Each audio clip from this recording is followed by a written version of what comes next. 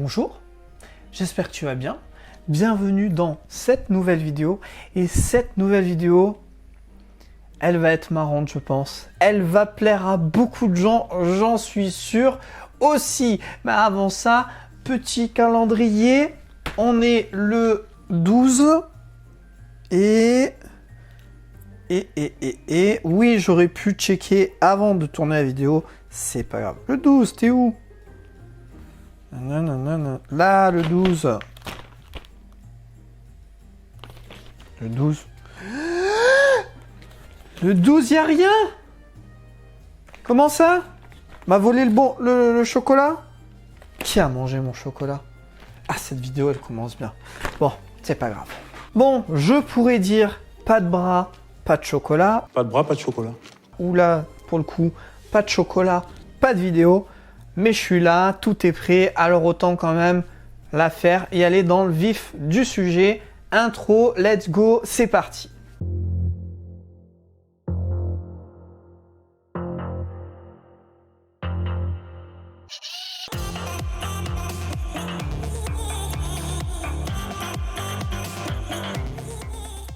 Début décembre, Lorenzo, le rappeur français, il a sorti son nouvel album Légende vivante. C'est une dinguerie. Fin de vidéo, je ferai mon top 3 de mes musiques préférées et je te conseille d'aller checker l'album. Mais là, ce qu'on va parler, c'est pas une critique album ou autre, même si ça aurait pu être sympa, mais c'est qu'il a été un petit peu filou, tu vois.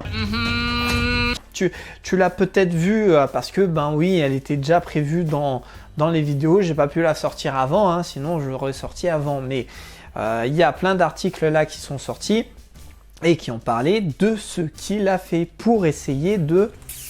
J'ai encore fait une petite filouterie. Un petit peu contourner, pas forcément les règles, mais la manière de rémunérer les artistes sur les plateformes de streaming. Et évidemment, ça n'a pas marché bien longtemps. En fait, pas longtemps du tout. On compte un stream gros sur Spotify à partir de plus de 31 secondes d'écoute.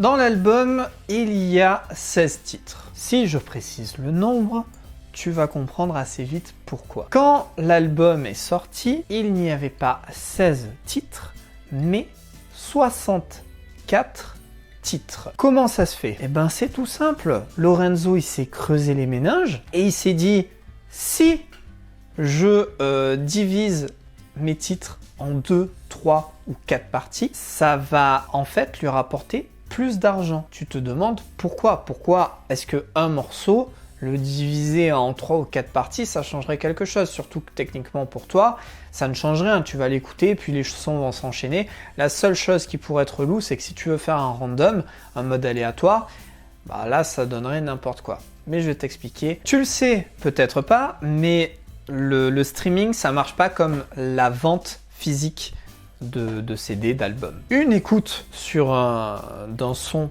en streaming, ça fait 5 streams. Après, j'avais parlé dans la vidéo The Playlist, l'histoire sur Spotify, j'avais dit que c'était entre 0,03 et 0,06 centimes par écoute que l'artiste gagnait en euros. Là, en gros, le fait de diviser un titre qui fait 3 minutes par exemple en 3 parties, ça va faire que ça va compter comme un stream. Putain la vache, je comprends pas un mot de ce que vous racontez. Allez-y, excusez-moi, reprenez depuis le début, je vous écoute.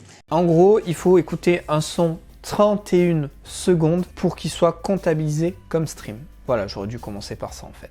Ce qui veut dire qu'en fait, il a fait des parties de 31 secondes. Alors des fois un peu plus, hein, c'était 0,40, 0,41, forcément, sur la longueur de ton son, tu fais une découpe qui s'en rapproche le plus. Mais si chacun de ces petits morceaux font 0,31 fois 64 du coup, ça va générer beaucoup plus de revenus que si tu écoutes un titre de 3 minutes, un autre titre de 3 minutes, un autre titre, enfin t'as compris le truc. Parce que en fait, à partir du moment que tu as écouté 31 secondes, c'est pas que tu vas y rester 1 ou 2 minutes de plus sur le titre que l'artiste va gagner plus d'argent. Non, 31 secondes, c'est comptabilisé, il est payé une fois. Une autre 31 secondes, 2 fois, etc. C'est bon, je pense que là, tu commences à comprendre le principe que Lorenzo a voulu mettre en place. Alors, il a voulu mettre ça en place et il est absolument pas bête de l'avoir fait, puisque ça n'est pas d'ailleurs le premier à avoir essayé, enfin, même pas essayé, à l'avoir mis en place, puisqu'en soi, tu peux le mettre en place. Sauf qu'en général, tu te fais striker, c'est-à-dire que les plateformes, elles aiment absolument pas ça. Et ton son ou ton album ne reste pas sur les plateformes. Et c'est ce qui est arrivé à Lorenzo. Le son est resté même pas une journée et les plateformes de streaming l'ont enlevé. Voilà. Alors Lorenzo était conscient de ça, il se doutait que ça allait arriver. Mais comme il a expliqué dans sa vidéo, n'hésite pas à aller la checker, je mettrai le lien en description. Bah ouais gros, moi je suis juste là pour enculer le système mais je peux enculer mes fans mon pote. Après en vrai, c'est du Lorenzo, hein. C'est du buzz, mais du bon buzz je trouve. Dans le sens que du bon buzz, je viens juste de tilter ce que j'ai dit. Du bon buzz en parlant de Lorenzo, là c'est bon, c'est mot compte double quoi. Bon, enfin bref, ce que je veux dire par là, c'est que il montre une facette de l'industrie musicale qui fait que les artistes sont pas bien payés du tout, hein. Et il a voulu jouer sur ça et éventuellement se faire plus d'argent. Mais clairement, non, il se serait pas fait plus d'argent parce que il le savait, il le dit dans sa vidéo, il savait que ça allait pas rester. Il aurait espéré que ça dure un peu plus longtemps, mais c'était évident qu'il allait se faire striker. Forcément, ça allait être relayé par les médias, etc. et arriver aux oreilles de Spotify, etc., etc. Donc du coup, ben, ça n'a pas marché longtemps, mais ça a permis de mettre en avant certaines facettes que le public n'est pas forcément au courant. Et peut-être envoyer un message à l'industrie musicale, genre bon, il faudrait peut-être bouger et faire changer les choses sur certains points, notamment la rémunération. Voilà, je pense avoir fait le tour sur ce que Lorenzo et sa petite strat. Je voulais en parler parce que c'est cool, encore une fois, voilà, c'est cool ce qu'il a fait. Et puis c'est du Lorenzo, tout simplement, franchement c'est du Lorenzo. Bon ben voilà, j'ai fait le tour sur ce que je veux dire sur Lorenzo et sa petite strat pour faire du streaming en plus. J'espère que tu as compris hein, l'intérêt de pourquoi il avait fait ça. Mais j'ai baisé le système. Mon top 3 au niveau des sons, alors en troisième place, je dirais qu'il y a Chic Tip, que j'ai plutôt bien aimé. Et ensuite, pour les deux autres places, c'est plutôt compliqué, mais en vrai, il y aurait Légende Vivante en deuxième place. Et en première place, le Daron. Parce que dans le Daron, on en apprend plus sur Lorenzo, il se confie. On apprend, si on en croit, la chanson, l'origine de son Bob. Hein. D'ailleurs, big up Digimon. Si tu as écouté le son, tu comprendras. Il y a également Jean Dujardin qui est dans le son. C'est vraiment un son, alors pas très joyeux, mais c'est un son que j'aime beaucoup. Et toi, ça serait quoi ton top 3 par rapport à son album? J'espère que cette vidéo t'aura plu.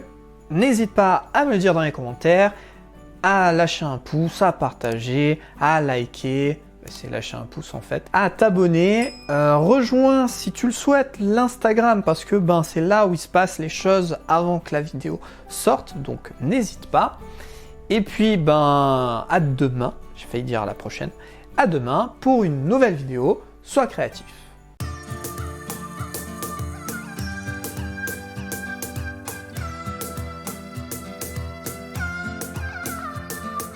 Quand même, en vrai, je dis que c'est pas grave, mais comment ça se fait que j'ai pas mon chocolat?